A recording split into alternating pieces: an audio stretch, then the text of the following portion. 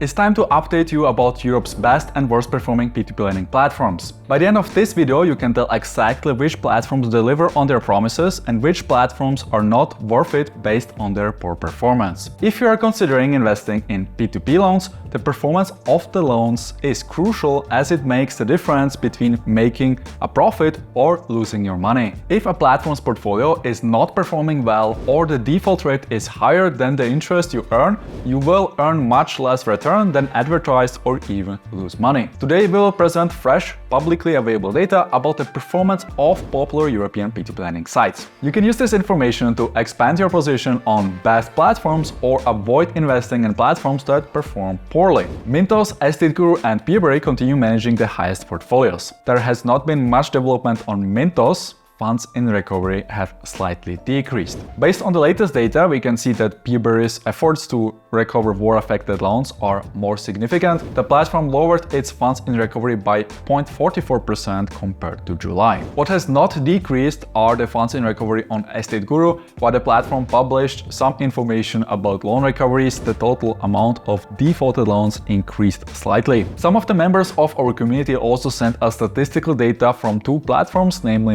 Crowdfund and GoParity. Max Crowdfund published its statistics only in Dutch and refrained from providing absolute numbers. The platform reported a 19.6% default rate for 2022. Since there is no information about the current outstanding portfolio, we took the latest publicly available information and calculated the absolute amount of funds in recovery, which is a rough estimate as the platform did not release live data. The Portuguese platform GoParity published a comprehensive statistics page that shed light on the portfolio performance. Close to 12% of the projects are defaulted. Since the average return is about 5% per year, a broadly diversified portfolio on GoParity would result in a financial loss based on the current performance of the platform. This month, we have also taken the liberty to interpret the statistics by Debitum and Reinvest24, which are platforms that don't seem to care about providing actual performance-oriented data. Debitum Network is presenting a 0% default rate on its statistics page, which is far-fetched. The platform has about 1.7 million of funds stuck in Chain Finance, a lender from Ukraine. Due to the ongoing war, this money is not accessible and investors should not count on ever getting it back. For this reason, we categorize those funds as in recovery, although it's likely that they will be lost. Another troublesome platform is Reinvest24. Their dispute with Kherson is rather messy. Last month, the platform sent out an email to all affected investors describing the shady practices by Kherson to avoid paying back the debt as agreed. The platform asked the details of their investigation not to be shared publicly as it may interfere with legal actions. Reinvest24 did share information about its Spanish operations. In short, the management is being replaced as the performance was not sufficient. The Spanish branch also stopped using construction services provided by Kherson. Furthermore, Reinvest24 is also changing the real estate company they used to sell development projects. While the platform claims there are no defaulted loans, the Spanish portfolio is obviously not performing and therefore we have put it into the in recovery category. Together with the non-performing portfolio in Moldova, mainly consisting of Kherson projects, the funds in recovery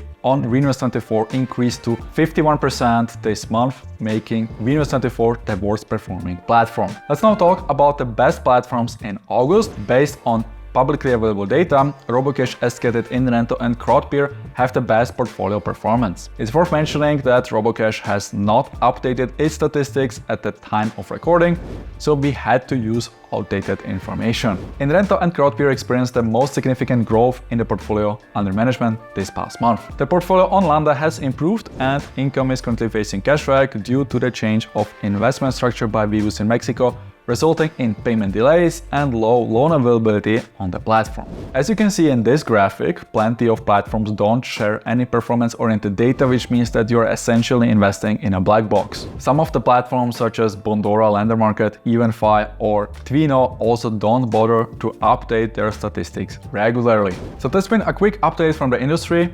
Remember that by investing on a platform with a higher amount of funds in recovery, it might lower your return on investment. Since P2P lending or crowd lending is already connected to various risks, there is no reason to gamble your money away. Use this statistical data to improve your portfolio performance and increase your passive income from P2P loans. Follow the latest news on P2P Empower and use our P2P lending calculator to understand which platform pays the best yield. The higher the rating, the more likely you will achieve the advertised return. If you are wondering about my current skin in the game, head over to our portfolio page where you can see our exposure in various platforms and the internal return rate, which represents the actual return of a real P2P portfolio on a dedicated platform. If you appreciate this video, hit the like button and subscribe to get informed about the latest news, including loan availability and cashback on particular platforms. Thanks for watching, and I'll catch you in the next video.